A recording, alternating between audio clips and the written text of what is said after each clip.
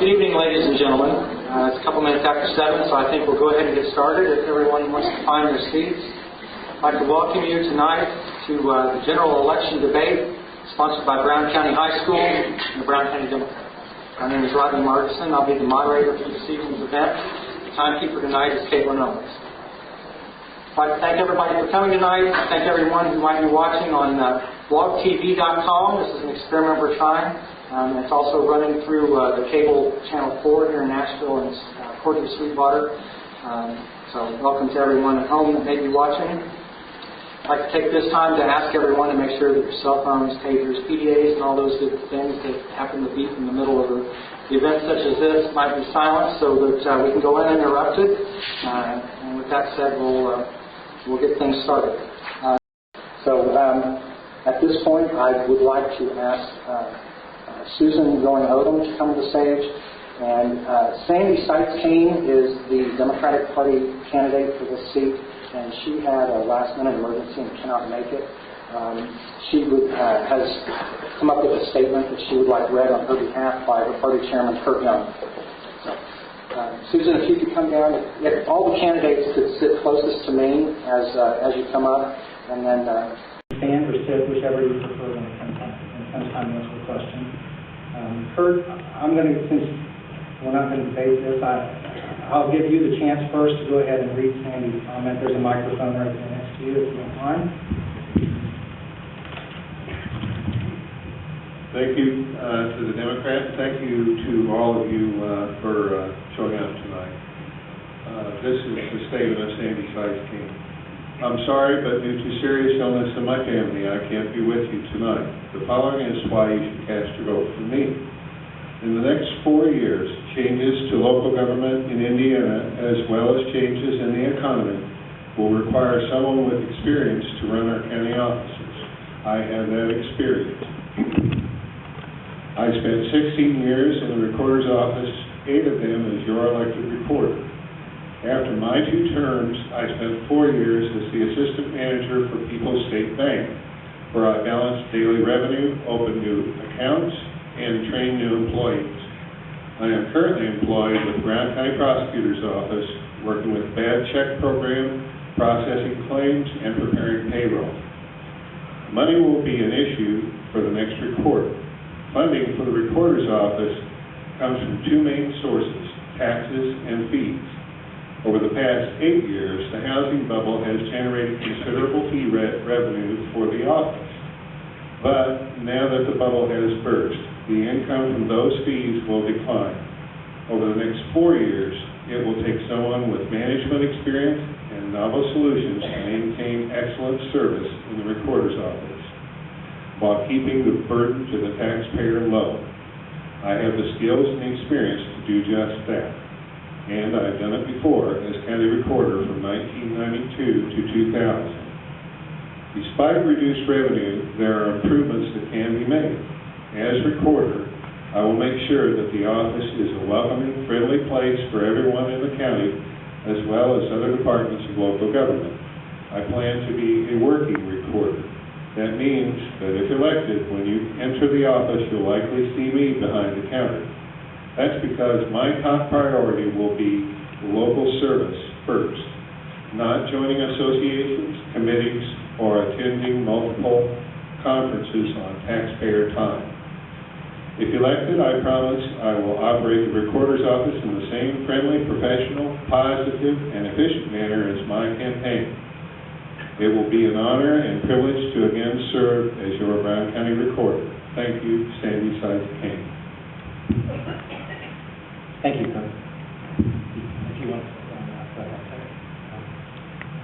And Susan, if you would like, I'll let you have the choice on this. We can either give you a minute to introduce yourself and then answer the question, or I can ask you the question, and you can incorporate all that, and we'll just throw 3 minutes out there and let you have it.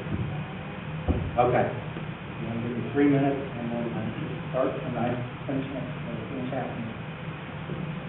Susan, what makes you the most qualified person for this position? And why should our voters choose you over your opponent? Well, I'd like to thank everyone for coming this evening. first of all, and I extend my sympathies towards Sandy for whatever illness it is that she has in her family.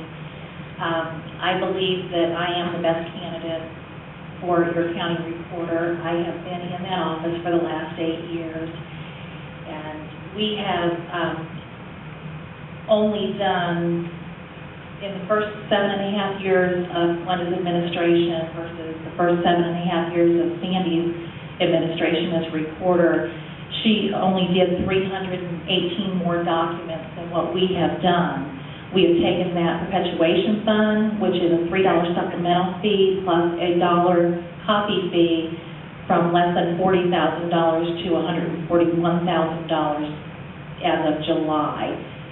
We have reduced tax dollar spending in that office. The budget for that office has been zeroed out for next year. We don't use tax dollars in that office. We operate that office with the perpetuation fund. I believe that training is important, and with the Shepard-Kernan report on the table, I believe it is detrimental to this county that you have elected officials that are willing and feel obligated to be involved in the legislation so that we can have a proactive approach instead of a reactive approach. We took a reactive approach to the tax situation and the reassessment, and we've had a serious problem for years now. We don't need to be in that position ever again. Brown County is unique. We don't have the same needs as Marion County does. People of this county need to have a voice in the legislative process. I intend to be involved in the legislative committee for the Reporters Association. The Reporter's Office is in the best position out of all your county offices to provide the help that the taxpayers of this county need. We can be the driving force to ensure that your rights as citizens and your property is protected. Thank you. Thank you very much, Susan. All right, ladies and gentlemen, Susan Going-Odom, Republican Party candidate for county reporter. All right, if I can have the treasurer candidates to come to the stage. And if everyone would, if you could use this entrance to the stage right over here, I think that would be the easiest. And I have both of your names in this lovely Willy Wonka hat here. And so I'm going to draw one, and you will be the first to answer the question, or you want to draw?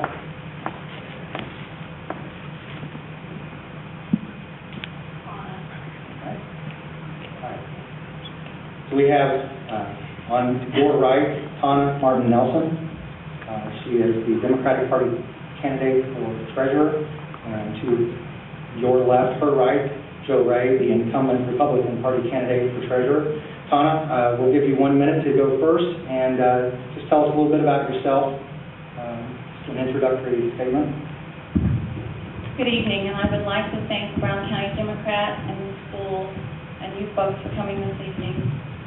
My name is Tana Martin Nelson. I am the Democratic candidate for treasurer.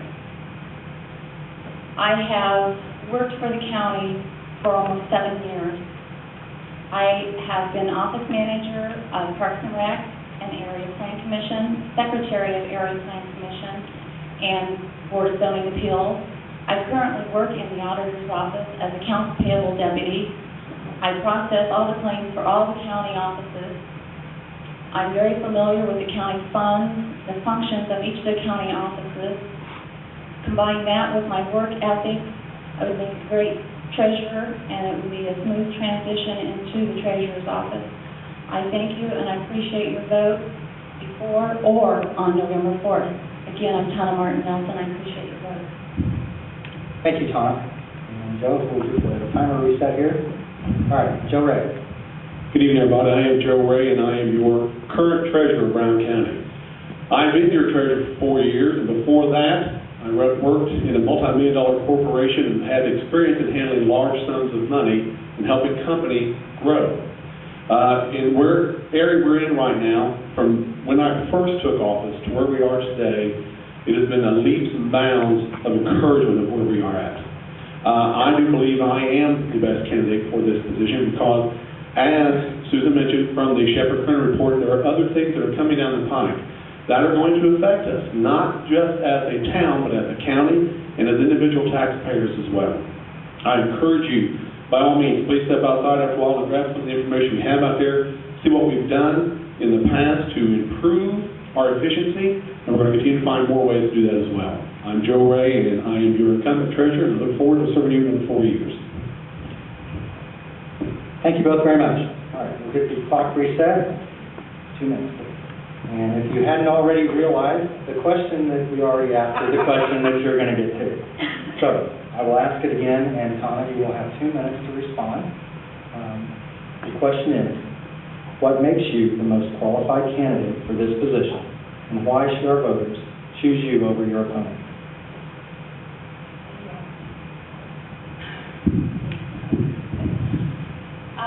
I feel my experience with the county already of almost 7 years will be beneficial to the transition going into the treasurer's office, so I don't feel that would be detrimental as far as not having experience. Combine that with my work ethic. I will make myself accessible to the public.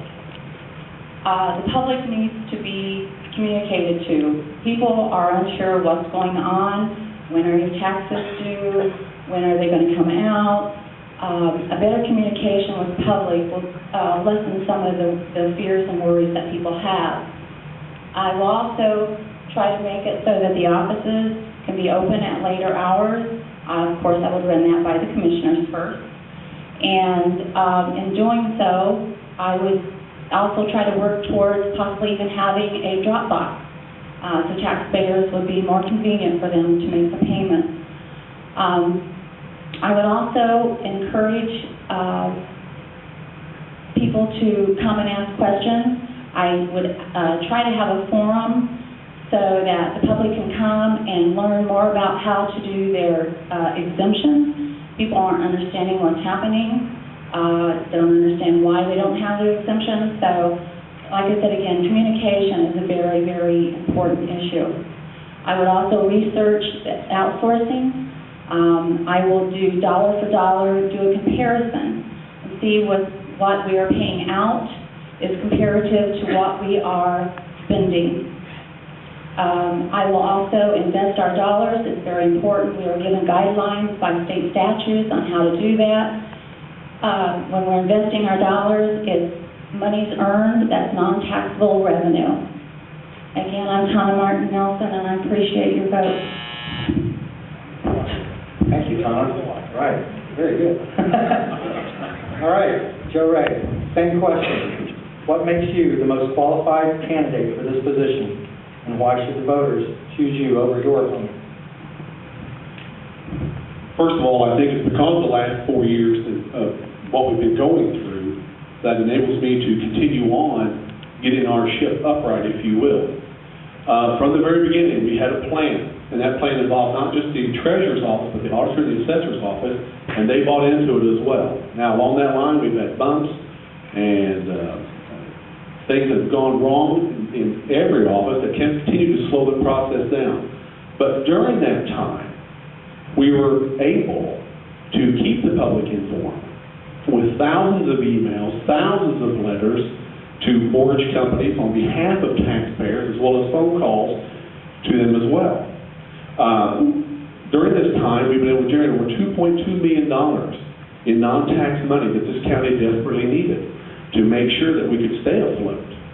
And by doing that, that enabled the budgets to not be reduced as much or have people cut out of those positions as well, or raise taxes. So I feel like that through this process, I still have a good grip on what's going on, what the market is doing, where our money is going, how to best invest it, and continue to keep that revenue stream going up. I never thought I'd see the day for the longest time where if you were in CDs, and we're no longer in CDs right now, that short CDs, short term, would outperform long term. That's one of the things we discovered and had to stay abreast of. We had to find ways to move our money to make sure that it was accessible at all times for us. I am Joe Ray. I want to be your treasurer for another 4 years, and with your help, we will get this county back on the right track so we will not have this problem again. Thank you. Thank you, Joe. Tom, it's your option at this point. If you would like another minute to rebut anything that was said, you may have it, and then Joe would have a minute, or if you choose not to, then neither of you. Actually, I started this campaign and told Joe from day one that I'm not debating him. I'm out here to campaign for myself, and I will end my campaign the same way. Plan on not to be.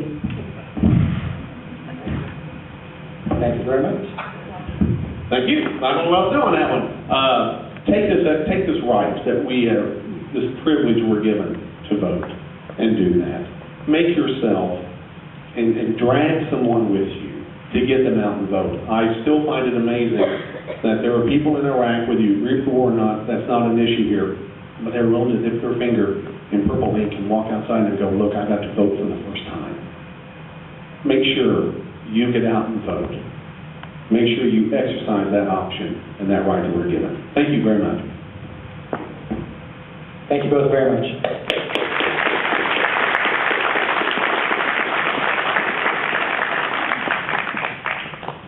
Okay.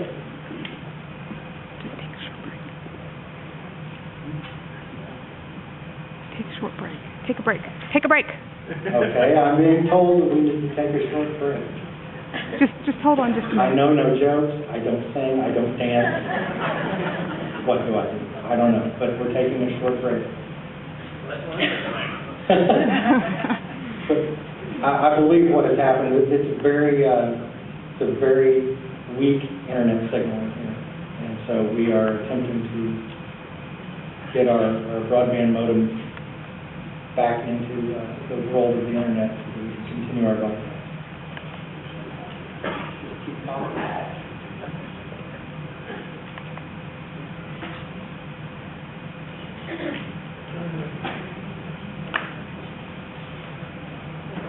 Well, while she's doing that, I'll go ahead and start explaining the format for the rest of the evening. The questions for the county commissioner candidates and for the county council candidates have been chosen specifically for each candidate. Each one is unique, and each candidate will have 2 minutes to answer their question. After that, the remaining candidates in their race will have 1 minute to comment, to answer the question themselves, whatever they need to do, so that they have a say on that same question. When that is all done, then the original candidate for that question has 1 minute of rebuttal. We'll go through each candidate one time, then we'll turn around with the county commissioner candidates, and we will allow them to have a second question. Because of the number of county council candidates, we would be here until way later tonight if we went 2 questions on them. But that's going to be the format from here on out. And as soon as we are back online, then we will call those candidates up.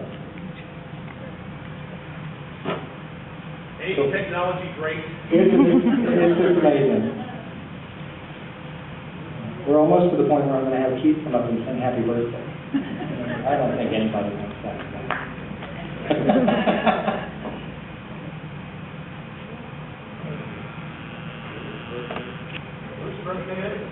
I don't know. Whose birthday is it? Anybody? Now we're in luck. Nobody's got a birthday. There's one over here. There's a birthday over here? Is he in Florida? Yes. Oh. I don't think our cable knows this so far. And if our broadband's not up, it's not worth singing. Before they take the stage, I'll take the opportunity to point something out. Mary Faust is one of them that's getting ready to come up on the stage. She's the Democratic Party candidate for Commissioner of District 1. And Mary has been in Florida for the last few days and bought a ticket back to Brown County, by way of Indianapolis, just to be here tonight. And then she's leaving for Florida again when it's over. So, Mary, we appreciate your dedication to our community.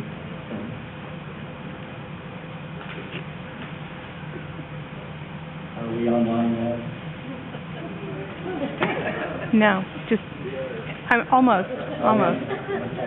This is the window machine. It'll take Yeah, my Mac wouldn't do this. We also had to reset the cable. Okay.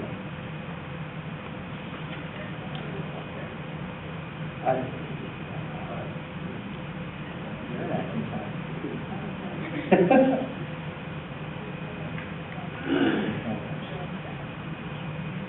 This wasn't in the script.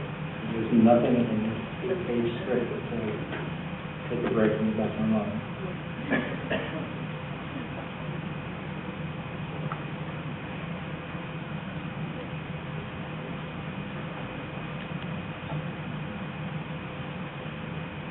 When the program is over tonight, we'll release the candidates to go out into the commons area before we completely finish up so that they can get to their tables.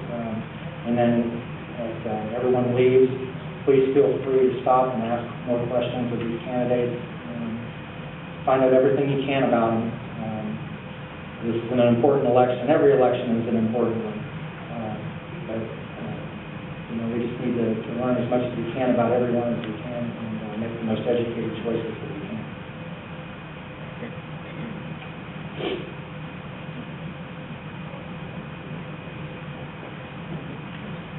Yes, sir. I have a question.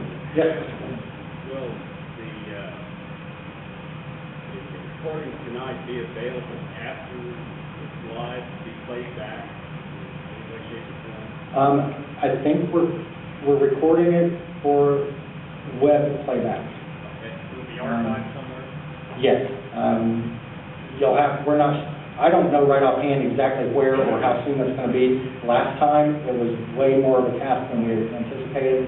We learned a lot of things, so hopefully it'll be more streamlined this time. But for those of you who get our newsletter or who check out our blog or our website, if you'll look to those, the addresses where they'll be will be posted there, along with a notification as to when they'll be there. I mean, respect the folks who put things out, why shouldn't we proceed? Pardon? In respect to the folks who came out tonight, go ahead and proceed. That's fine. Go ahead. Okay, that's a good idea. Thank you, John. All right, if we can have the candidates for Commissioner District 1 to come to the stage. Those candidates are Mary Fouch from the Democratic Party, Rick Hall for the Republican Party, and independent candidate Margaret Bruce. Yep. Mary Fouch is the first name, so Mary, if you could sit in the first seat. Okay.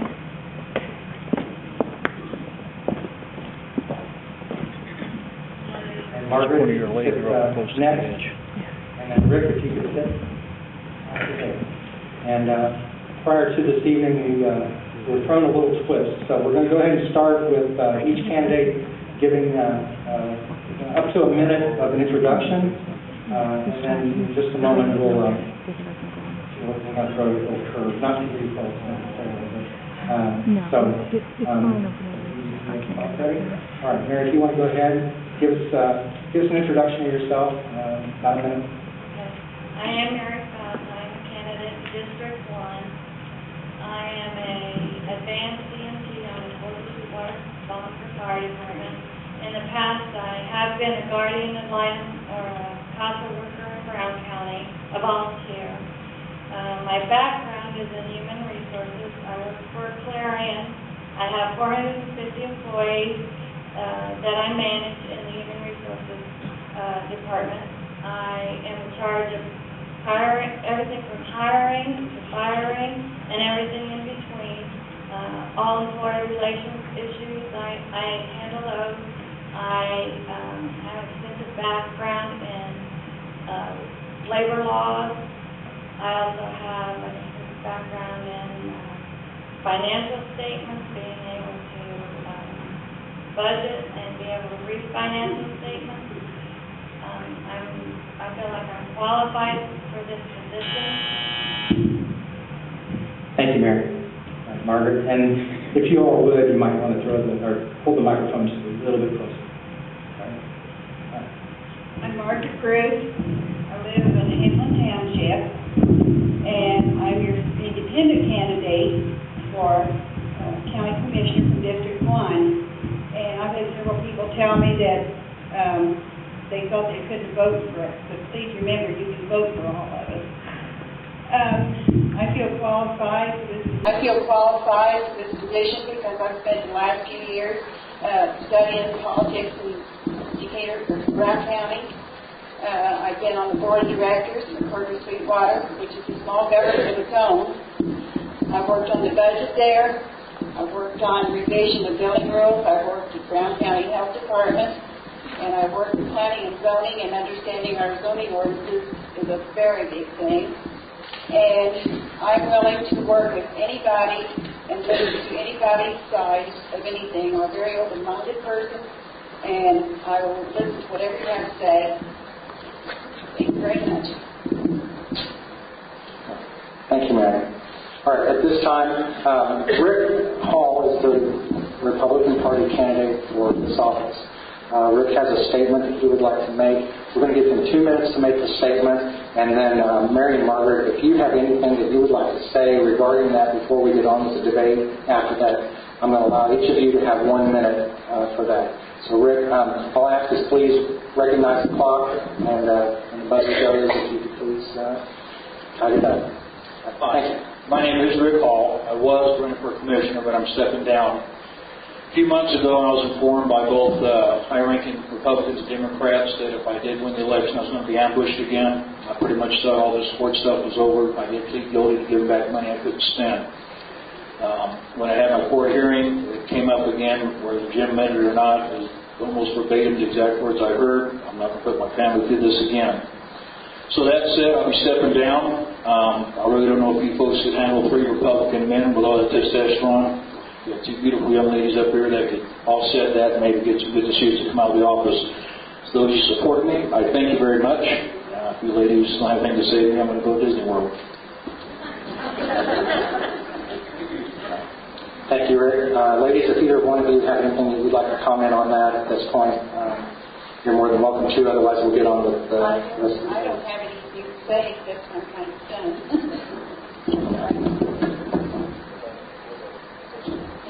All right. Thank you, Rick. Okay. That wasn't in the script either. So, at this point, we'll get on with the debate portion of the evening. And if either of you want to sit, you want to stand, it's up to you. Just only ask it if you get the microphone up close enough that everyone can hear. All right, Mary, 2 minutes. First question is yours.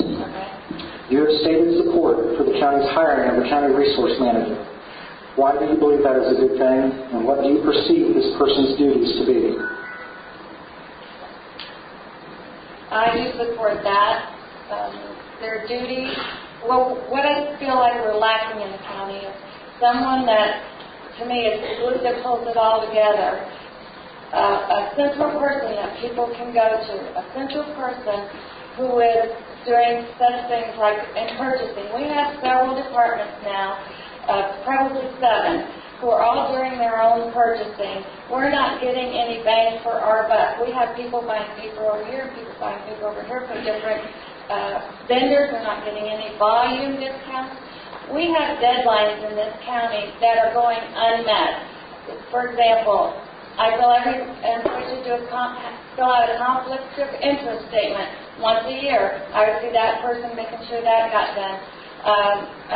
We have mandated reports. For example, our highway department hasn't done their reporting since 2002. I would expect this person to have a calendar on the desk. This person is not to micromanage, but we cannot assume either that things are getting done. We need a person, a focal person, to bring things all together. I've learned as I've been campaigning, the job of commissioner is huge, and there are many duties. I would expect this person to fund themselves. We could go on a 6-month trial basis. If they have not saved enough money in that time to pay for their salary, then we could eliminate that position. But there's duplication. Phone systems, our computer systems. We need every asset. It belongs to you and I, the taxpayers. We need to know how many cars does your sheriff have, the sheriff's department, how many miles. The same with the highway department. What are our assets? how many miles, when do they need to be replaced? There's just no accountability right now. Thank you, Mary. Margaret, you have 1 minute to speak on the same subject. I'm not going to repeat anything she said because I worked on the program to get this person hired, and I was in on from the beginning, and I understand very well what she said, and she's correct. I agree with her. Mary, do you have anything else to add? You have 1 minute, if you want. Okay. I agree with myself. Okay. That'll work. All right, thank you. All right, Margaret Bruce, your first question, you have 2 minutes to answer. You stated that you support the countywide fire protection district, which has been described as an issue of public safety. As a supporter, how specifically is public safety jeopardized without a fire district? I don't believe I said I really backed that fire district. I think what I said was it should be given a chance since it's already here. And what I see is a problem with no oversight, and that big word is oversight. The fire district is not going to take away your fire departments. It's not going to take away their funding. It's not going to be a big taxation, but the big thing is oversight. And I saw a situation a couple of weeks ago, and last week at the fire district meeting, there was a situation brought up that allegedly happened, and lo and behold, there were people there refuting it happened, but Mr. McCabe said, okay, we're going to send these people a letter, and then we'll see what the outcome was. If there was oversight with this, what would happen is, and it was working the way it's supposed to, Mr. McCabe or whoever is in that position at that time would collect the information, find out what's true, find out what's wrong, find a solution for it, and then, as a commissioner, I'd be holding their feet to the fire and saying, okay, what are you going to do about this situation? One of the people at the meeting at that time said, oh, well, things happen. And this was a fireman from another area, and I thought that was rather cavalier. It's not that way when you're standing there watching your house burn, and the fire department's running around like Keystone Cops. I'm sorry to use that, but this is some of the things that's happened. I think not having a fire district, it throws it right back into each area is responsible, and the fire association then, as I understand how it works, is supposed to be the ones for the oversight. And apparently, over the past, this hasn't truly happened. And as a commissioner, Thank you, Margaret. Mary, you have 1 minute to comment on the same question. Okay, I will rebut that. We have a fire association. We have standard operating procedures. There is a lot of fallacy out there about fire chiefs pointing gun at other fire chiefs and things like that. I am on the fire department. We do have a public safety problem right now. But it's called an ego problem. Departments that don't want to work with other departments because they think they're better trained. And you can go on Indiana Homeland Security and see everyone's certification. Everyone that's going to fire is trained in firefighter 1 and 2. So we have departments right now that are skipping over other departments because they don't like to work with that. The fire district has been in about a year in existence, and since they've come into existence, things have gotten worse. We need to give the authority to the fire association to follow their own procedures and hold people accountable when they don't. And Margaret, you have 1 minute. The only thing I want to say to that is that the fire associations have not done their job because people try to find information and you cannot get information. I know one fire department, we've asked for their accounting. We never get anything from them except a laundry list, and we're the ones who give them the money. One of the things that comes to mind is everyone out here deserves to be protected to the best, and if the fire district's given a chance, I think it will work. Now, if I'm a commissioner and it gets a chance, and by the way, I don't have anything to say about it right now because it's being in the court still. But one of the things is that we definitely need to give it a chance. In 2 years, if it's not working, I'll be the first one on board saying, okay, let's do this different. But I want to have a plan in place that will protect people and not just keep running around with the same old thing. Thank you, Margaret. Mary Fouch, Yes. your second question is, you have expressed an interest in conducting email correspondence of county business outside of public meetings. While most consider this a gray area with regard to the letter of the Indiana public access laws, many feel that it does violate the spirit of the law. Why do you condone this? Yes, ma'am. Yes. Emailing specifically at this point. Okay.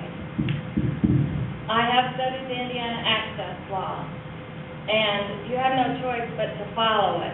But to me, there's a little gray area. I see no harm in sending something to another commissioner and saying, hey, I did some research and this is what I found. Absolutely no decisions being made, nothing of that type, but sharing information. If anything I email anyone in this audience can have access to. I would copy it to the county attorney, whoever that is. I have nothing to hide, and I think that's what the Indiana access law is trying to establish. But we cannot be making decisions without having some backup research material to make those decisions. And making decisions that I've seen commissioners make decisions the first time that they've ever heard about it, and they make a decision that night. I am a data person and research person. I have to have all the facts and figures before I can make a decision. And I feel like every other commissioner, be it Republican, Democrat, or Independent, needs that same information. So I will follow whatever the public information access law says that I have to do. I'm just all about sharing information. Nothing to hide or anything like that. Just copying all the emails, the county attorney, and anybody else that wants to be on that distribution list. We have to follow what the code says. Thank you, Mary. Margaret, you have 1 minute on the same question. I'm not going to rebut what she said, but what I will say is that because of this particular law, there's a lot of problems that come about with the commissioners because there's only 3 and 2 of them can't meet, so they can't discuss anything, and in the meeting you have 2 over here and 1 over here, and it's almost like 2 different meetings going on sometimes. And I think that if at least they were able to use the email to share information and to say, okay, this is what's coming up, I think that would be a good thing. And I find it very disheartening when you have 2 commissioners on one side of the table and 1 commissioner on the other side of the table, and they're bickering back and forth and wasting time when if they all had the same information. And by the way, that's what this resource manager person is supposed to be doing if we ever get him hired.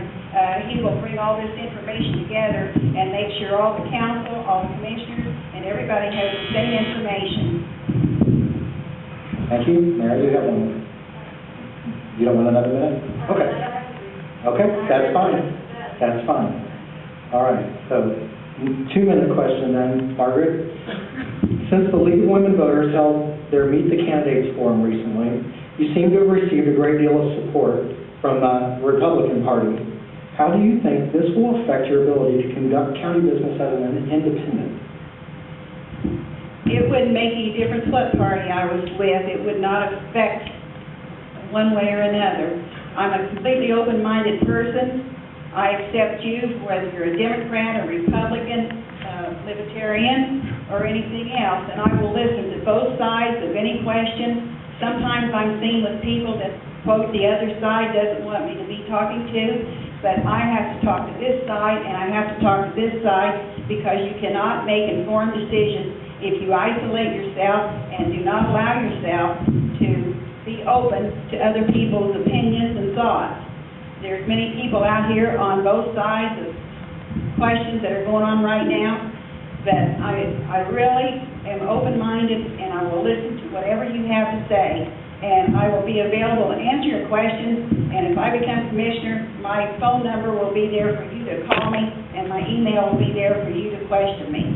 And I always expect you to hold my feet to the fire on whatever the problem is. Okay, Mary, 1 minute. Do you have anything to say about that? Well, not about her campaign, but about mine, that I believe that if you are an elected official, you're a public servant first, and it has to be bipartisan for anything to work. And I agree that the Republican, Democrat, Independent label has to be gone, and I would do the same as Margaret, be accessible, and I want to be held accountable for anything that I do or say. Okay. Thank you. Margaret, do you want to say anything else? Okay. All right, thank you. Ladies and gentlemen, Margaret Bruce, the independent candidate, and Mary Fox, the Democratic Party candidate for Commissioner District 1. All right, and as they're exiting, if the candidates for Commissioner District 3 would like to start this way, those candidates are Darrell Kent for the Democratic Party and Ben Phillips for the Republican Party.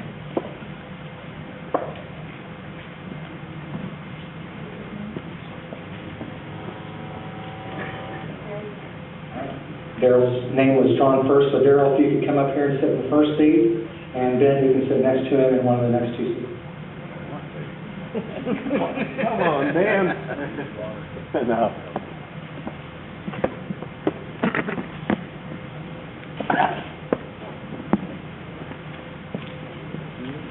Yeah, this wasn't drawing for a prize, but it was. I mean, those things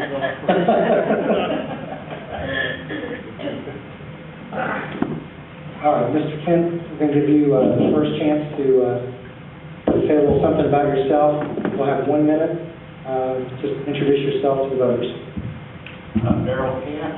I'm running for County Commissioner, District 3. I've lived about all my life in this county. I love this county. I had 3 children that all live in the county.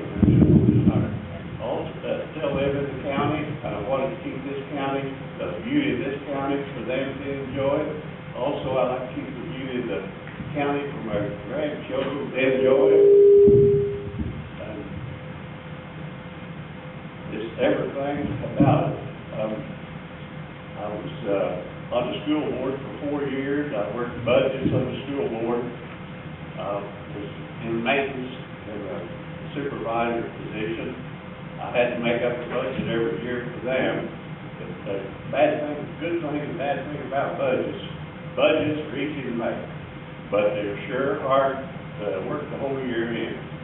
And that's the one thing that I will try to do. Thank you, Darrell.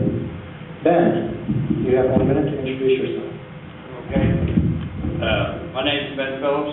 I want to thank the Brown County Democrat, the high school, and the audience for this opportunity to speak. I served my country 45 years ago in a war in Vietnam.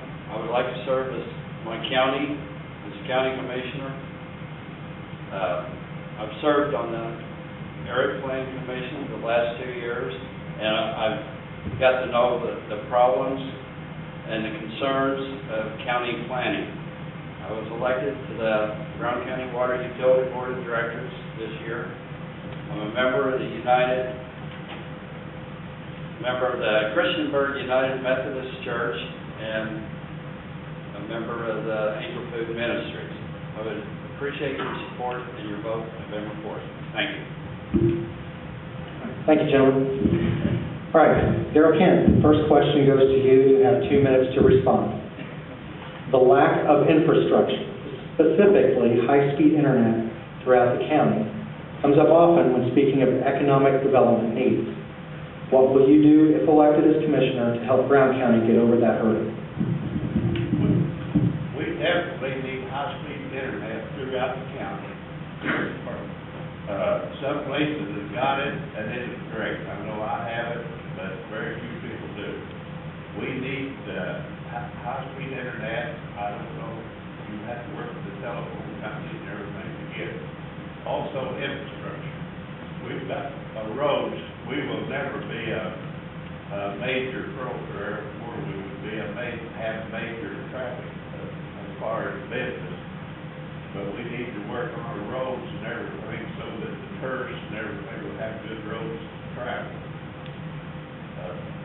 There's economic development.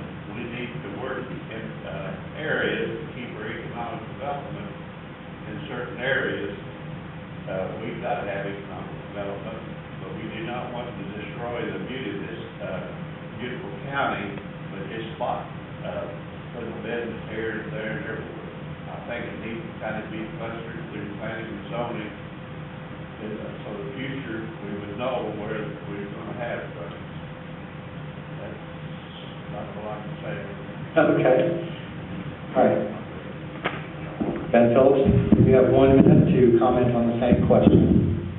Yeah, I think high-speed internet is probably the most important thing that we need to get working on here in Brown County. I don't know what it takes. It's going to take a lot of help from companies to get them interested in providing it, because there is a cost factor.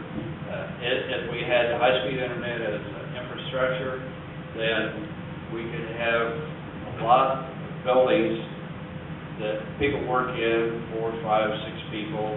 There's a lot of people that do it right now in the city, but as it was throughout the county, it would make economic development blossom in that kind of technology. All right. And Darrell, if you want to add anything else or rebut anything that was said, you have 1 minute. Thank you. Okay. All right. We'll move on to the next question. All right, Ben, your first question. You've stated that assuring quality emergency services for the county is your goal. What improvements and or changes do you see as necessary in that area for Brown County? Well, I've talked quite a bit to emergency people. Had a good friend that worked for Columbus Regional Hospital as a paramedic. And I've done a lot of research on one of their major costs that drives the price of the ambulance service up is that there's no housing to put the ambulances in. In the wintertime, they have to run them 24/7 because of the medication that they have in there and the equipment they use. I would like to see us have a vision or progress to a facility that we could put our ambulances in, our emergency rescue equipment in with the jaws of life and things of that nature. Bloomington and some of the other ambulance services won't even bid for the service here in Brown County because there's no place to put the ambulances. So I think it's really necessary that we have some place to put them, and on top of that, you might even have enough room for prompt care, emergency care in the future. All right, Carol, 1 minute to respond to the same question. I agree. We need a building or something. The Columbus Regional Hospital does an excellent job with the ambulance. There's no doubt about that. But they would offer to give us a big break. I think something like $50,000 to $75,000 if they had a building that they could house their ambulances in, so they didn't have to run them all the time. Because you're sitting there in an ambulance running 24/7, that's taking a lot of diesel fuel, or a lot of fuel, whatever they burn, some of it diesel fuel. But we need to look at getting a building. It's been discussed in the past, but land around Nashville or close by where the ambulances need to be based is very expensive. But I would look to try to find something that we could reduce that cost, help us out. And that's about all I can say on that. All right, Ben, do you have anything else to add on that?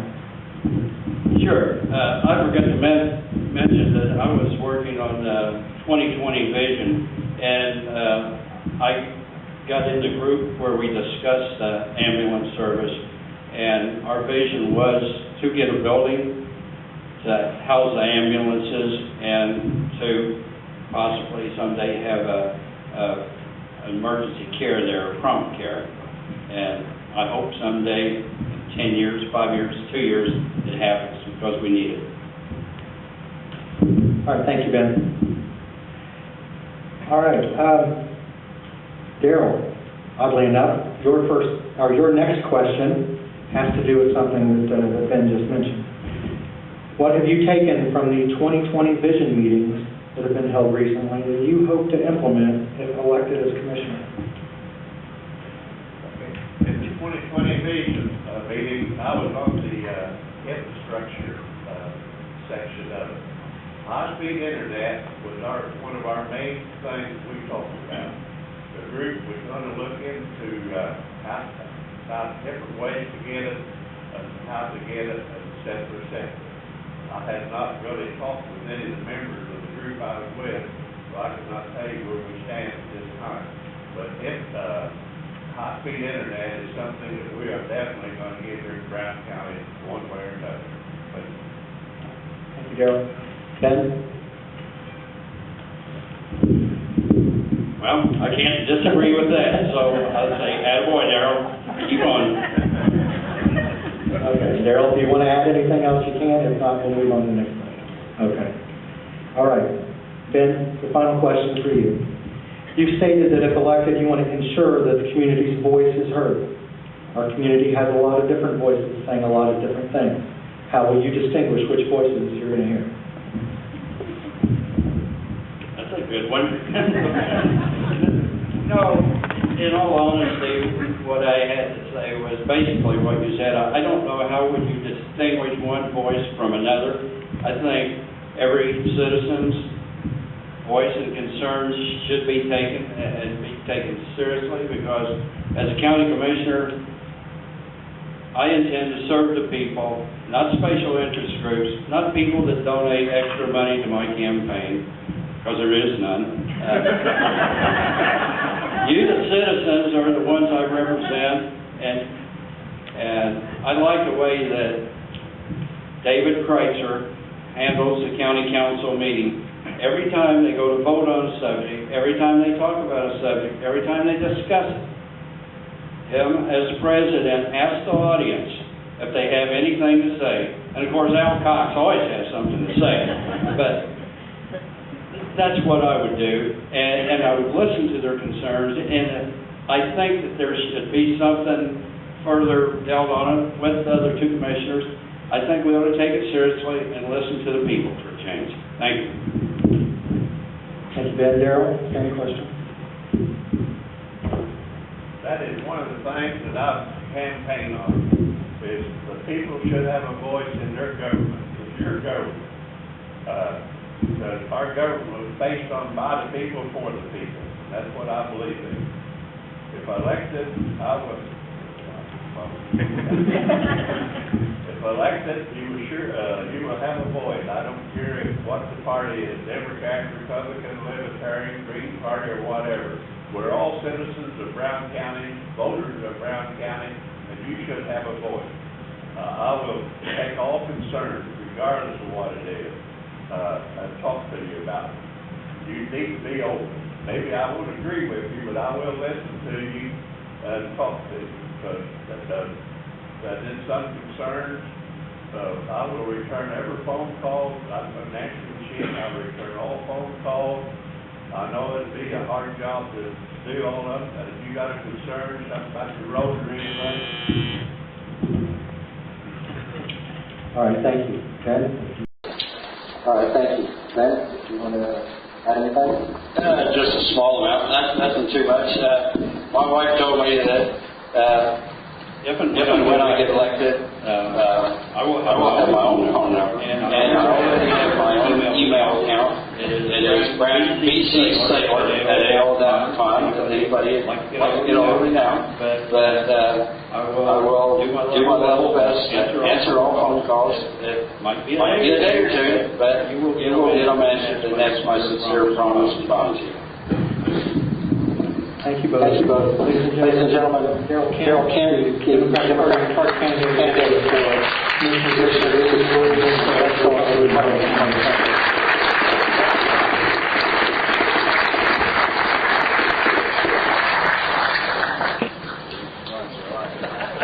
All right, there are 8 candidates for county council. We have six of them with us this evening. We will start drawing names, and as we draw your name, if you could just take the first seat and then work your way down, and that's the order in which we will ask the questions.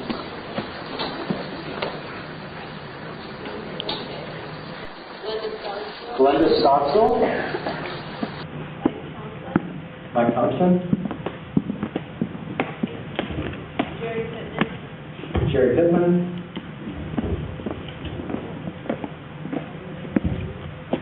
And Duncan Adams. Okay. Absent this evening is David Rudd. We didn't get any response from him on our invitation. Also absent is David Kreitzer, and he sent us a letter that he asked us to read to the voters. I would like to thank everyone for sponsoring this informative event. I purchased airline tickets to visit my terminally ill sister before I knew your debate date. Therefore, I regret that I cannot attend the debate. I apologize that I cannot be there. However, family comes first. So, that is done. And we will move on. All right.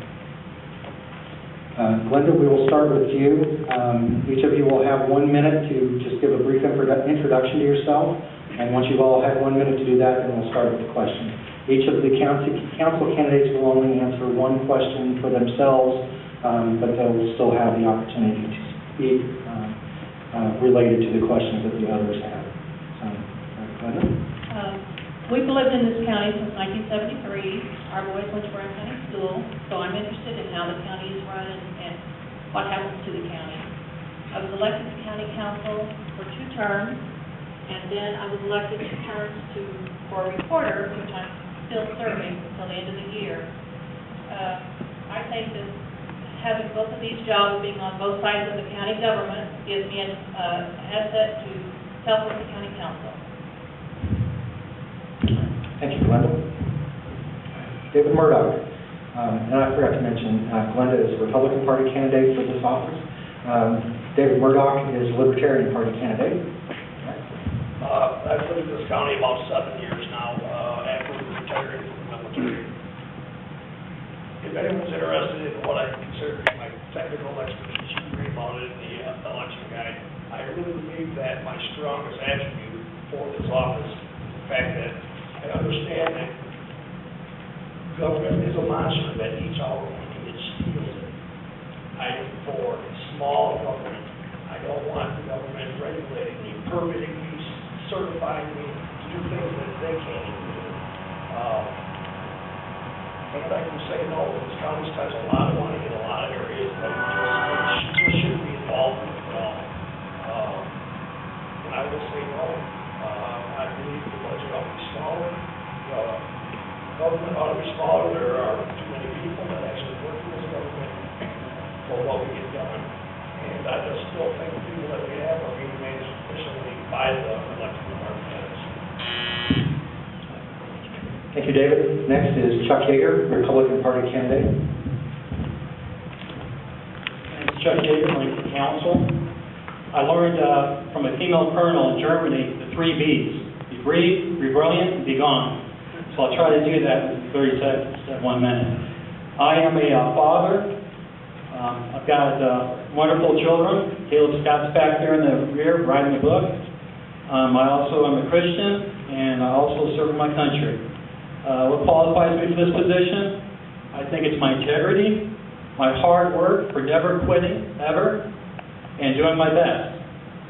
And I also believe that my experience by my education, I do have an MBA in finance from Mercer University down in Georgia. and I have 8 years of banking experience. I appreciate your vote. Thank you. Thank you, Chuck.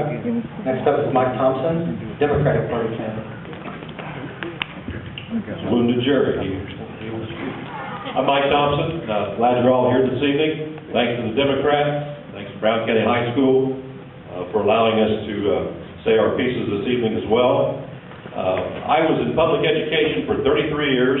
I was in this school district for 12. Teacher, varsity coach, athletic director, assistant principal, assistant superintendent. I served 9 years as superintendent of schools at Nashville, Jackson, the Indian Creek schools up in Trafalgar.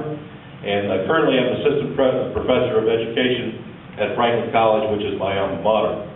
I believe I have uniquely qualified experiences to be on the county council because of the county council's one and only role, and that is budgeting and accounting of the county money. And setting those budgets and being a watchdog over it. I did that professionally in the public sector for many years in different counties, and I understand how the process works. Thank you, Mike. Next is Jerry Pittman. Jerry is also a Democratic Party candidate for this position. Good evening. Jerry Pittman. I'm a 7th generation Pittman in this county. My family's been on the same farm since 1868 out in Nashville. I'm married. I have 2 wonderful daughters.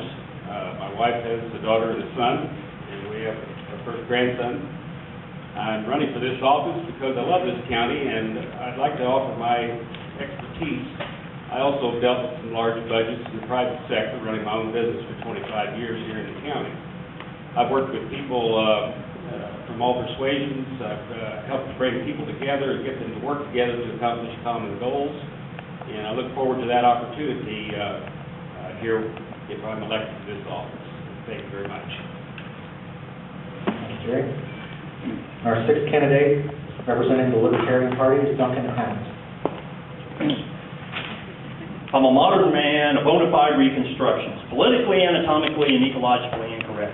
I've been uplinked and downloaded, I've been inputted and outsourced. I know the upside of downsizing, I know the downside of upgrading. I don't like the Democrat, Republican, National Socialist, or Communist parties. But then I repeat myself. I've got property tax, gas tax, tire tax, wheel tax. They got me twice there. Income and sales tax, little to show for it, and they want more. I need a license to drive a car, open a business, carry a gun, get married, be born, or die. I love this country. I love the freedoms we used to have. I'm a rude dude, but I'm the real deal. Lean and mean, cock-blocked, and I carry a block. Rough, tough, and hard to block. You can't shut me up. You can't dumb me down, because I'm tireless and I'm wireless. I'm a patriot on the Constitution. I party hardy, and lunchtime is crunch time. I'm hanging in. There ain't no doubt. I'm libertarian. Over and out. Thank you, Joseph. All right. Glenda, the first question goes to you. You have 2 minutes in which to answer, and then everyone else has 1 minute in which to speak on the same question. You'll have 1 minute after that to rebut anything that anyone else has said. Glenda, your question. You support the housing of Department of Corrections inmates in the Brown County Jail. If elected, how would you use your seat on County Council to implement this, particularly given your personal relationship with the Sheriff's Department? Well, I guess I'm kind of close to the sheriff, but sometimes. He has been preaching, and I have, the first time I was on county council, I tried to get DOC then, which we couldn't house as many. But now that we have a new jail, and it's large enough, I feel that we can house DOC, and it brings in a lot of money to the county. Some of them say, well, we're in the jail. I don't think so. We need income, and that's a good way to get it, and it's a fast way to get it. And the inmates that you have are not violent. They are maybe check for fraud, anything that's common, and if they give you any trouble, you can get rid of them. But I think the county really needs to look at DOC. Thank you. David, 1 minute. I've been on the same question. I definitely agree that the jail should be used to its capacity to get money for the county. I also believe that the holdup is the sheriff, and he's basically holding the jail hostage for his personal agenda. And I believe also if the sheriff wants to do that, his budget needs to be cut to the bone, and he can make up for it after he implements bringing in the EOC. Thank you, David. Chuck, 1 minute. Fellow military comrade, I disagree. Sorry about that, but we're still our friend since we serve in the military. I definitely support filling the jail. I just find it hard to believe that the reason why they're not doing it is because they don't want to make the jail be messed up or broken down. We need to use the jail. We need to fill it up so we can get income to this county and lower property taxes. So I really believe that we do need to fill the jail up and support the sheriff. Thank you, Chuck. I would also agree that looking at a source of income through our new jail and the facilities, and I understand it was built to be able to house those prisoners and do it efficiently and do it with less staff and get it done correctly. But that's something that you want to look at and make sure it's done correctly and make sure what the income is going to be and how it's going to be effective to the county budget. Just one source of many incomes that can be looked at beyond the tax base that we have here in the county. Thank you, Mike. Jerry? I definitely would support the DOC proposition to house prisoners here. We spent $8 million on this jail. It has capacity, I understand, of approximately 118 inmates, currently at about 35 or 40. This would not be a huge source of income, but we have very few places that we can increase income in this county. This jail is made of concrete stainless steel. You're not going to wear it out. It's my understanding that we bring in at least $200,000 of additional income that could be forwarded on to the general treasury. There would be some additional expenses for hiring some extra jailers, but the net to the county would definitely be a positive number. And I am definitely in favor of pursuing this. Thank you. Thank you, Jerry. And Duncan. I'm definitely against it, and here's why. We always deal with pragmatism out there. We need to be looking more at the principal aspect of this. The Sheriff's Department is created to ensure justice when injustice is created or perpetrated upon the citizenry. It is not the purview of government, nor the purpose of government, to go out and create business. And that's what we're talking about here, creating revenue. Let's get some more folks in here. I'd like to remind you of a little something that happened up at the state level. The state of Indiana, at their correctional facility, took in a whole bunch of Arizona prisoners. They had a problem up there. And yes, Glenda's right. They're a harder group than we have, than we're going to have down here with just check deception. But the point is, or one of the points is, the state correction said, hey, we ain't got enough room, let's farm it out. We need it for ourselves. It is not the purview of government to get out there and create revenue. That's why the words mean things. Business means one thing, government means something entirely else. Thank you, Duncan. Glenda, you have 1 minute if you'd like to rebut anything that anyone has said. Well, number one, the gentleman sitting next to me said that my husband was holding up the DOC. That's not true. Every time he has a budget, he talks about DOC. But the problem is, the state says that you have to have so many people on staff to accommodate extra DOC people. He's been trying ever since the first year he came in. So he's really wrong. The sheriff is not holding up the county. All right, thank you. All right, Mr. Murdoch, you have the next question. All right, your question, and you have 2 minutes in which to answer. Libertarian Party Chairman Al Cox described earlier that, about you saying that smaller government and less taxes would be your foremost position if elected. Explain where specifically you feel county services and taxes should and could be cut. Well, first of all, personnel. I've only been in 3 different offices here in this county. None of them, when I walked in, was everyone busy.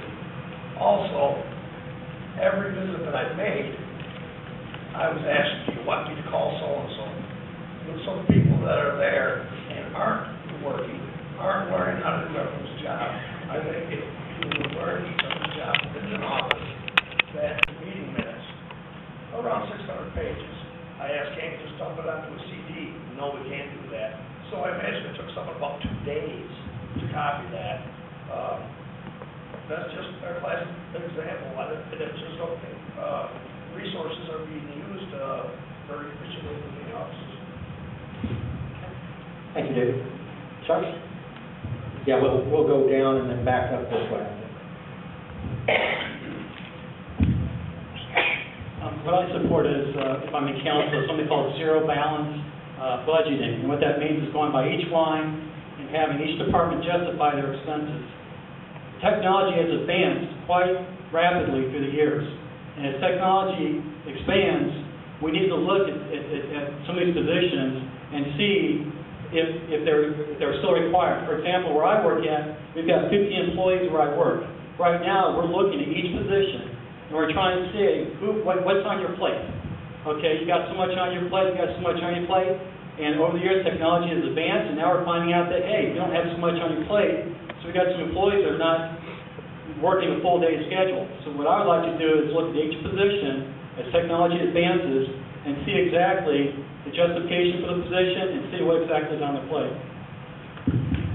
Thank you, Chuck. Mark? I've had direct experience cutting budgets, and I can tell you where you could look to cut budgets most of the time or cut to get cost savings.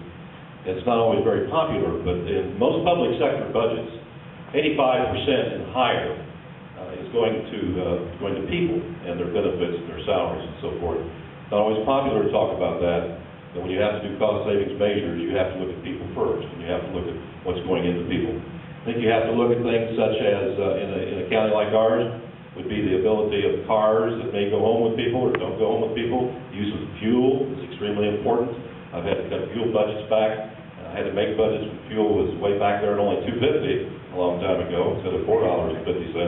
But those are areas you can look at. There are all many line items that you go through a budget, as was said already, to be justified to go through to make sure where those cost savings, and then keeping good records as to where those expenditures were made or not made over a budget history is extremely important as well. And that's information you have to have when dealing with budgets.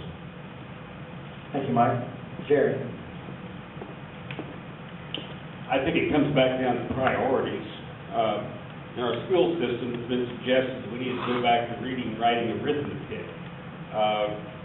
In this county, I think we need to look first at the basics, which is law enforcement, the fire protection situation, our roads, and our ambulance service. These are the critical services that have to be funded in this county.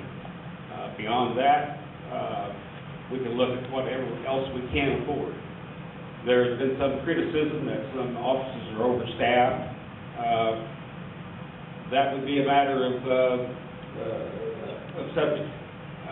There are certain people that have to be in offices to get jobs done. Information technology has made some of those positions easier and faster to get done.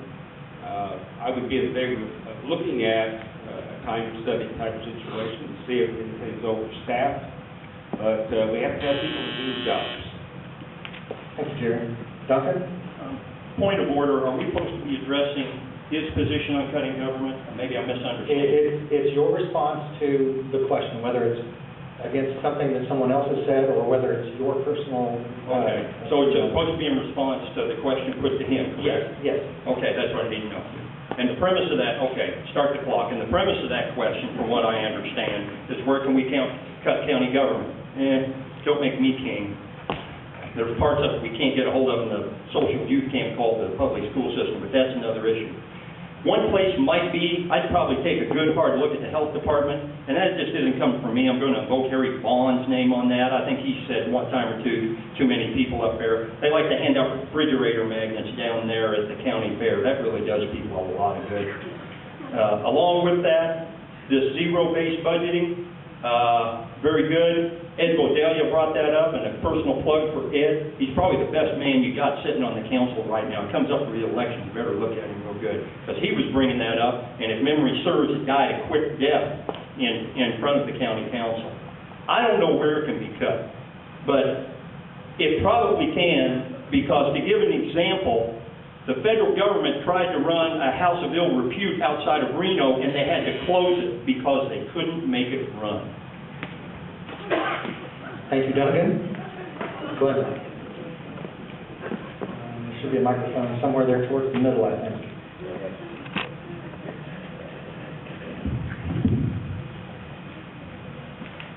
number one, I don't agree with the zero budget. Of course, that's what I'm working with, the zero budget, but I do have my graduation done.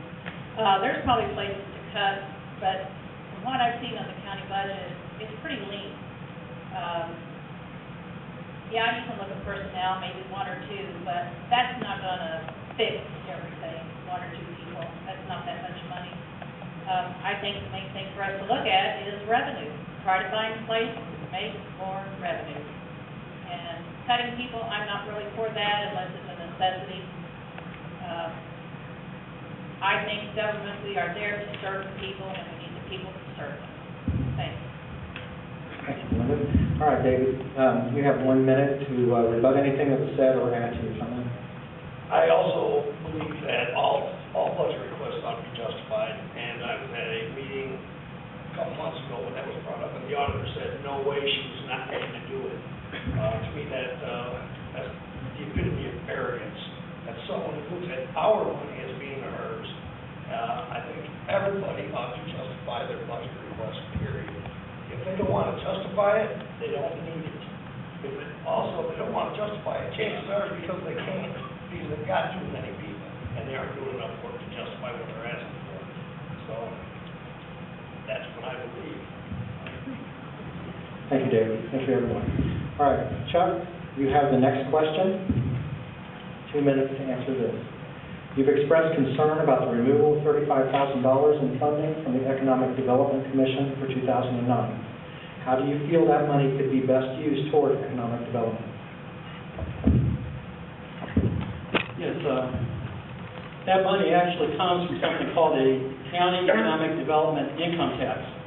And it was pulled from that to be used for the resource manager position, which I totally support. I agree with that. Yet I also believe that we need economic development for this county to bring businesses here. And I think the best way to do that is get the people involved in the county. And something that's going on right now is called the 2020 vision. And I've been going to these things, and we're getting a whole bunch of people throughout the community bringing up ideas and brainstorming together as a team. And it is bipartisan type of thing. It's not just the Democrats or Republicans, it's everybody. And we need to listen to the 2020 vision, come up with a plan. There's so many ideas out there, ambulance, all sorts of the jail stuff. We have to prioritize these things. We've got to have a strategy, a long-term strategy where we all work together and look at where do we see ourselves 5 years from now, 10 years from now, and then prioritize these things. So by using that $35,000, I'd like to put that into actually having a director for economic development so that he's able to spearhead economic development in Brown County and use 2020 vision to support that. Thank you, Chuck. Mike, 1 minute on the same question. Yeah, $35,000 is a lot of money, but in a multi-million-dollar budget, it's not a lot of money. And it's kind of a paltry sum to be arguing over as to whether or not it makes or breaks economic development. I think we need to take a look at what's called some common sense and what we do with things and how we value them and how we look at them.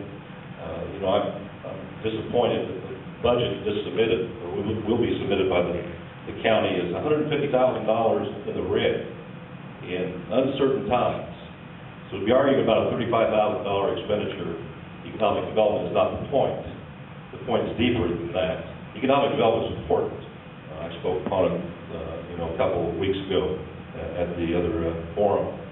So I think we have to take a look at what's been doing well in economic development, not doing well, and treat that a little bit totally separate as to when you're looking at the entire county budget, because I think it's a whole different ballgame when you look at the two of them. Thank you, Mike. Jerry.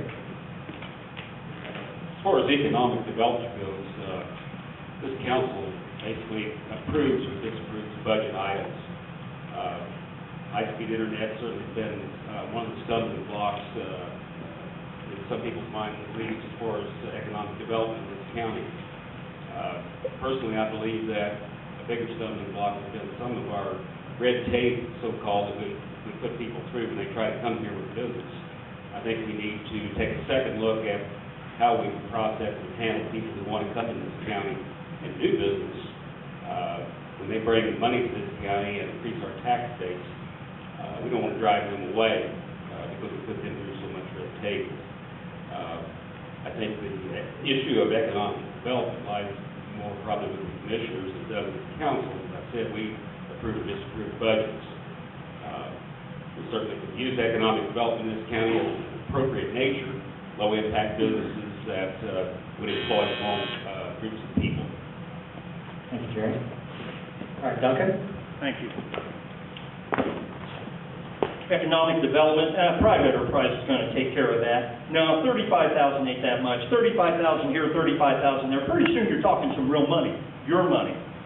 Private enterprise will take care if they want to come in here and do this. Now, if somebody wants to come in and open up a coffee shop, oh, they tried that, and they didn't want them to have a coffee shop downtown, did they? Part of the problem is bureaucracy and taxes. Of course, that was a city of Nashville issue. No, get government out of the way. Government doesn't know how to make money. Private enterprise knows how to make money. And let's deal with some reality, folks. Folks, we're 20 miles from the interstate. We don't have a good thoroughfare. We live in a mountainous terrain. The topography is not suited, but just for certain things. We got a sock factory up in Helmsburg, an example. Fine if somebody wants to come in and open up a business, but let's be real about it. Let's look at what will come in here. If they want to come in, come up in front of the council, and they can be worked with, great. I'm not against that, but I'm tired of spending money for a private marketing program. Thank you, Duncan. Glenda? In the microphone there somewhere. I see the end of it. There, right? Well, I'm for economic development, and I didn't like the idea of cutting that budget. Economic development right now is working on a project that maybe some out at SeaWorld that people are going to buy and develop it. We need economic development, and we need people to take care of it, not just zero it out. Sorry. And David. I agree with Duncan. Government doesn't need to be involved in economic development. First of all, government does not manage things very well at all. I mean, look at our government here. It's just for a small county. We can't even take care of those stuff. Private enterprise will move in if there's a need and someone can make some money in it. Now, if the only way we can get private enterprise to come in is to subsidize them in some way, shape, or form, we're all going to pay for that. All of us, out of our pocket. It'll be stolen from us by the county government to make up for whatever it costs to get this company moved in. So I just believe the county government ought to stay out of it. Thank you. All right, Chuck, one more minute for you to rebut anything that was said or to add anything else. I actually agree with what Jerry said, and I agree with what Linda said. We do need economic development for Brown County, and sometimes we do make it difficult for small businesses to move into this county. So I do believe we need bipartisan leadership in order to have small businesses or family businesses move into Brown County while listening to the 2020 vision. Thank you, Chuck. All right, our next question goes to Mike Thompson. Mike, you have 2 minutes to answer this. You've recently said, make sure I'm reading that. You recently mentioned putting a hold on unnecessary county spending. What current spending do you deem to be unnecessary? When you, as I mentioned a while ago, have to perpetuate a budget. See, my job, or a job of a budget maker in a public sector situation, is to take the given revenue that's forecasted and then plug in the expenses. And you always overestimate your expenses and underestimate your revenue. That keeps you in good shape most of the times. So we have a budget already out there being proposed to the Department of Local Government and Finance at $150,000 in the red. And we're living in some perilous times, not only with the economy, but we have a state program with a 1% added sales tax that we're all paying now that's supposed to alleviate the property tax burden. My guess will be that the property tax burden alleviation will not be as high in the sales tax revenue as was forecasted when our legislature passed the law. That's going to be a problem. To the original question as what you cut, it's difficult to look and say that until you actually look at that budget and see. Not being involved in making that budget, I can't give those specifics. I can say in areas you can look, but first of all, it goes back to what I said before, when the council did not give the $1 million out to the taxing units that had that money coming. That was not right. You can't do that. So you have to bite the bullet and live within the budget that the council had at that time. That's not ethical and that's not moral to do.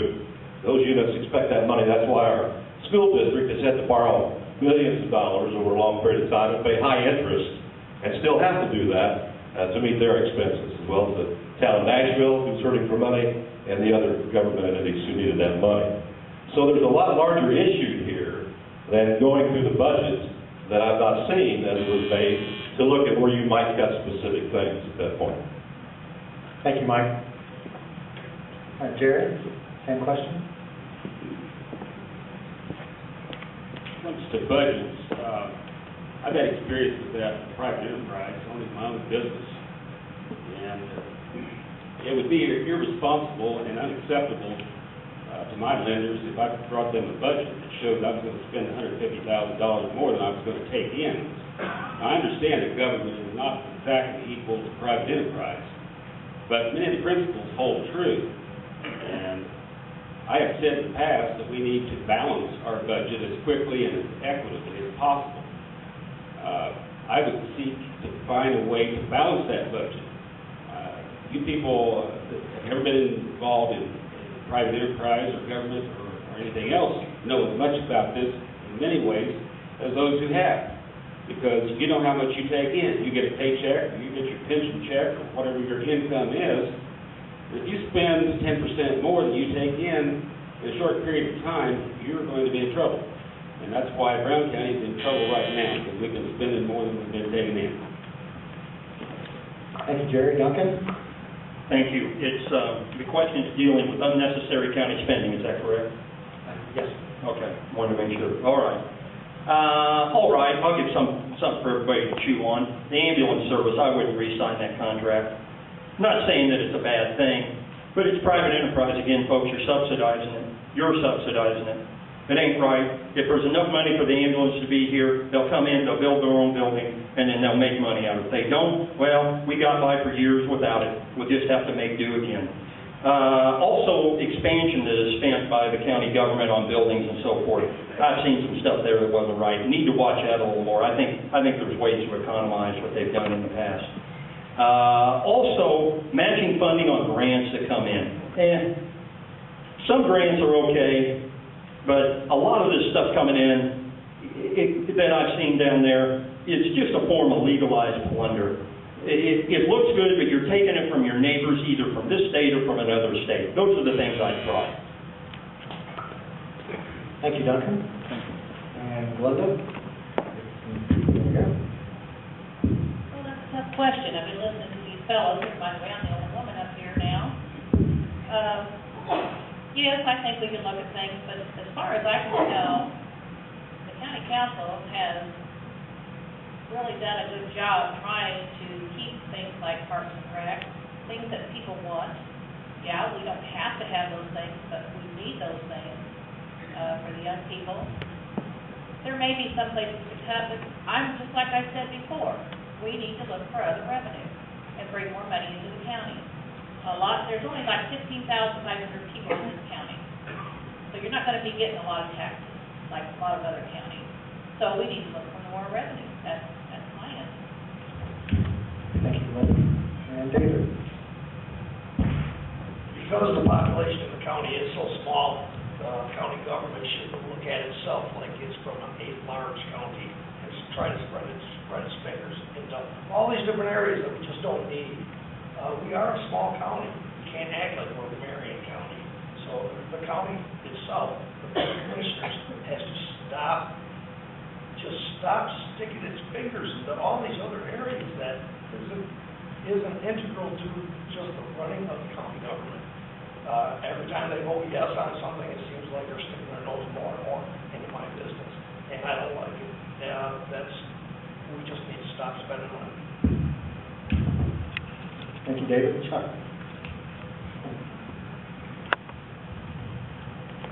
Again, I do support small businesses. I was in banking for 8 years, and I believe that small businesses, being a small business lender, have to look at their budget. They got to look at what's coming in, what's going out, and the cash flow. And one of the things that I probably would have done differently is not invested $40,000 of your money into an audit of the reassessment with a company called Crown and Chiswick.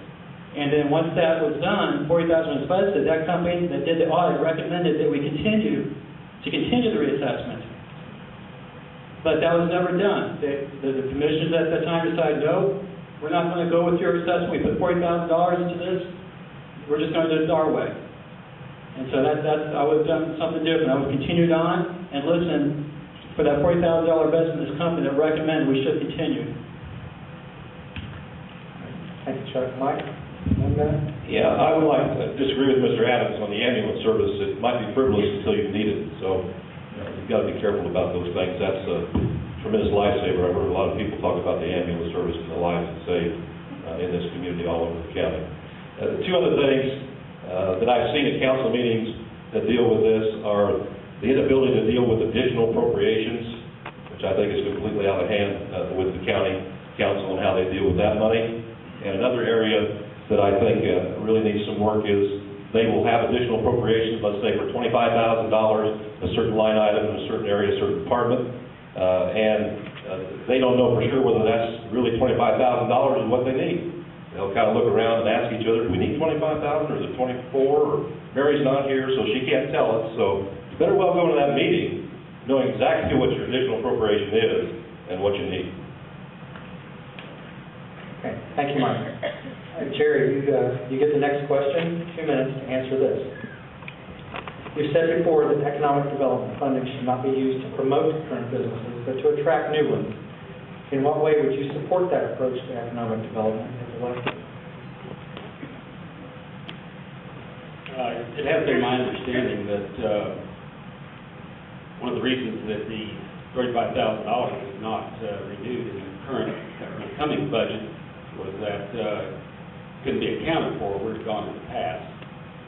It had been suggested, and I don't have facts on this, but that a lot of that money had been used to promote existing businesses in the county in the way of advertising. I don't think that's what the council had in mind when they approved that originally. Once again, I don't know that this council's job is to formulate policy about such things, how we go about economic development. But as a citizen, I would be in favor of spending at least some small amount of money, such as $35,000, on promoting this county. There have been other counties and other areas in the state who have run radio advertising, newspaper advertising, et cetera, to promote the virtues of their entity that they'd like to promote. Once again, this is kind of bordering between the role of government and the role of private enterprise, and I generally favor private enterprise over the government doing anything if they can do it. I would think that Brown County has a lot to offer for a lot of people, and we see that every October. We're witnessing that right now, that the roads are jammed with people coming here to see Brown County. And I've always said that if I could take a nickel off each one of those people that drove by my farm in Nashville, I'd be a multimillionaire now just from those nickels. There's about 5 million people, they tell me, come to Brown County visit each year. I think it's reasonable to expect that we should spend some amount of money to draw those people here and to, at the same time, encourage private enterprise to step up to the plate and do its part to take care of those tourists and in turn pay the taxes that go to our costs. Thank you, Jerry. Duncan? It's my minute, regardless.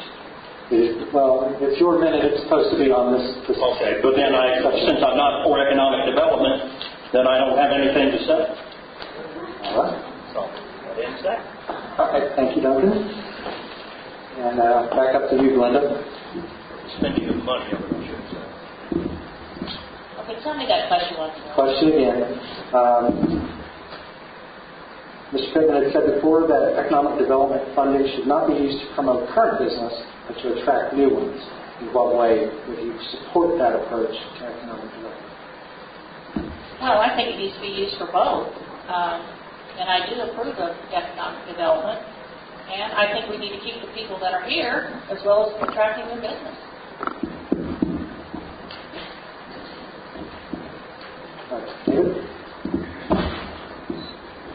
I do agree with promoting the county. I just don't agree with providing incentives of any kind for a company who may want to come here and open a business, because it's just going to cost us money.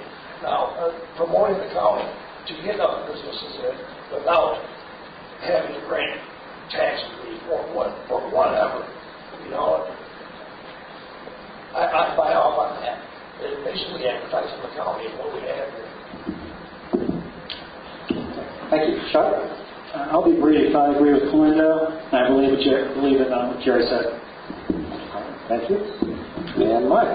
Many of you may not know that the county economic development is an income tax. It's 1% that comes out of our pocket. And it can be used also with the wisdom of the legislature for all other things, too, that you want to use it. And when you have a county that's strapped for money, it tends to be used for all other things. But back to economic development, I believe it starts with a welcoming attitude in our county and our town about economic development coming in. And I'm not sure that we've had an attitude adjustment lately, especially in some of the areas of our county and maybe in the town of Nashville, too. Thank you, Mike. Jerry, you got one more minute. You want to rebut anything or add anything? Let me just say that we should not forget that the number one industry in Brown County is what? Tourism. We've relied upon that. The natural beauty we have, the arts colony that has been located here forever, seemingly. And I think we should remember that most of this money that comes into this county from outside the county is a result of tourism.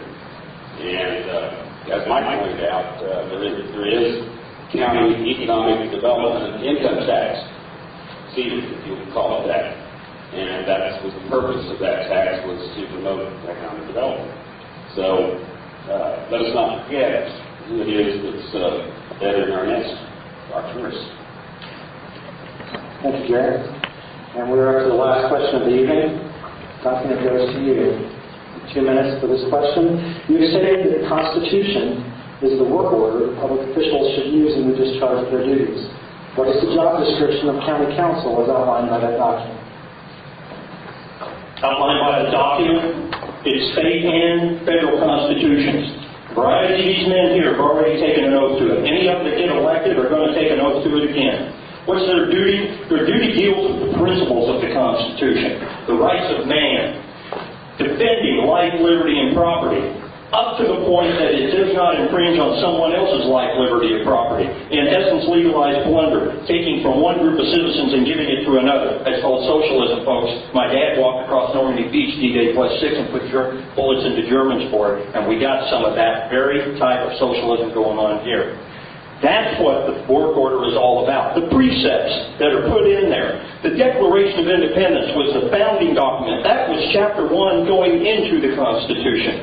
That's what we're supposed to follow. And what the Founding Fathers said that they wrote about in the Federalist and Anti-Federalist papers before they wrote the Constitution. We're supposed to look at the rights of man and what's proper and the liberty of each individual. I've still got a minute? Okay, well, I'm not going to burn it up. I'm not going to waste it. I want you folks to think real hard about who you want to vote for. You don't have to look at me. Yeah, I'm a long shot, I admit it. Look at everybody.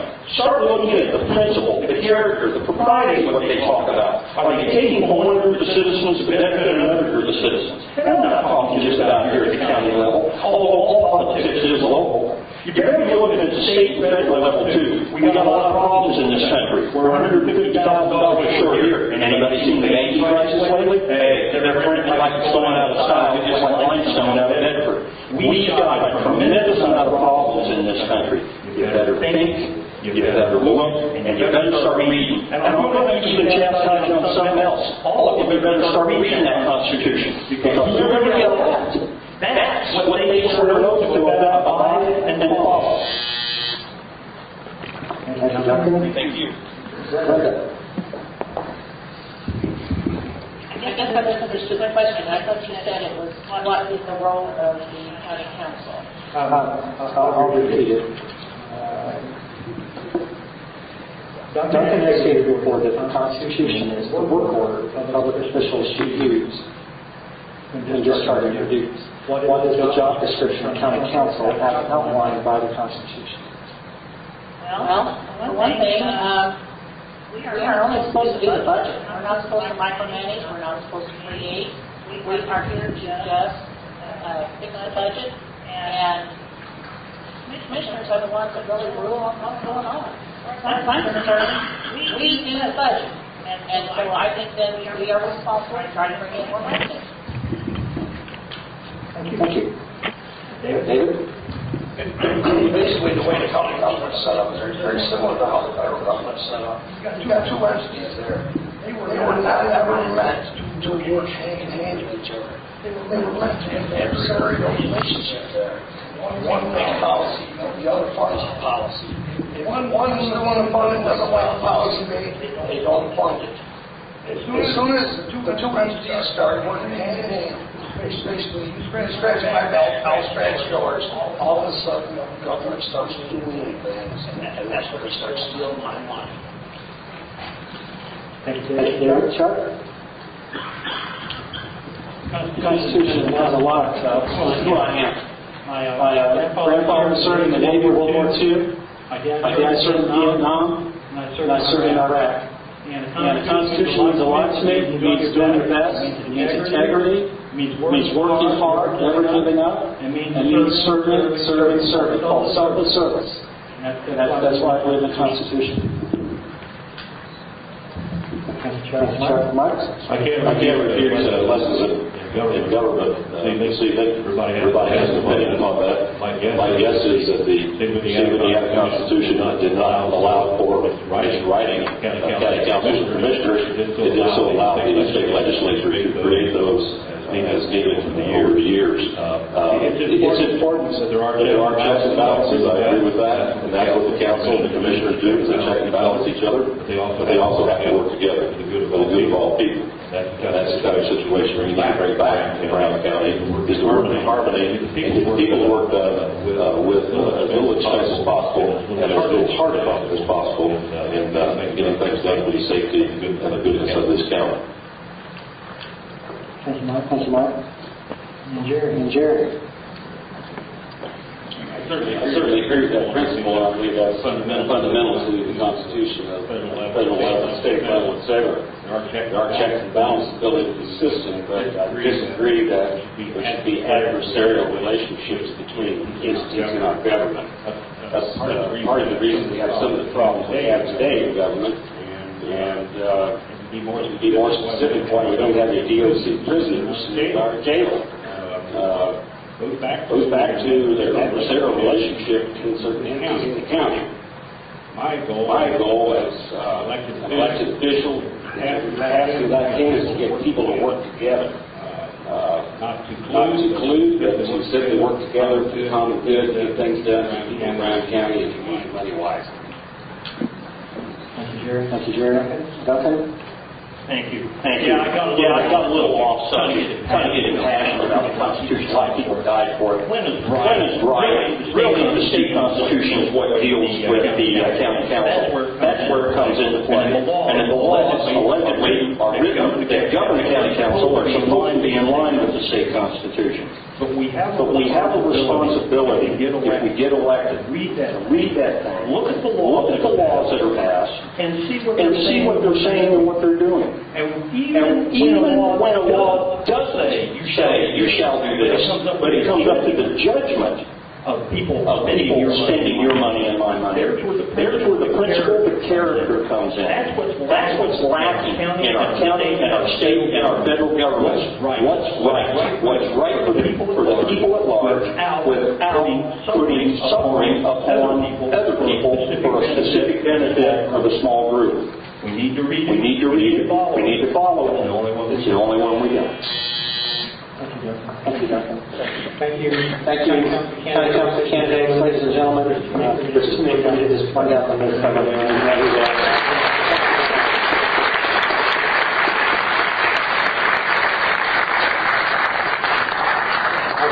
I'd like to thank all of our participants tonight for being a part of this event and for wanting to make a difference in our community by choosing to run for public office. Folks are willing to serve is admirable to all of us. And at this point, if all the candidates would like to head towards the lobby, say a couple more things here, and then you guys can be in position to meet and greet everyone as they leave. On behalf of the Brown County Democrat, I'd like to thank Brown County High School Principal Matt Stark, Superintendent David Schaefer, Assistant Superintendent Laura Hammock, for the use of their fine facility. I want to thank Dr. Laura Godfrey, our theater crew, for the sound lighting and stage setup. I'd like to thank all of our co-workers with the Democrat and our families, Caitlin,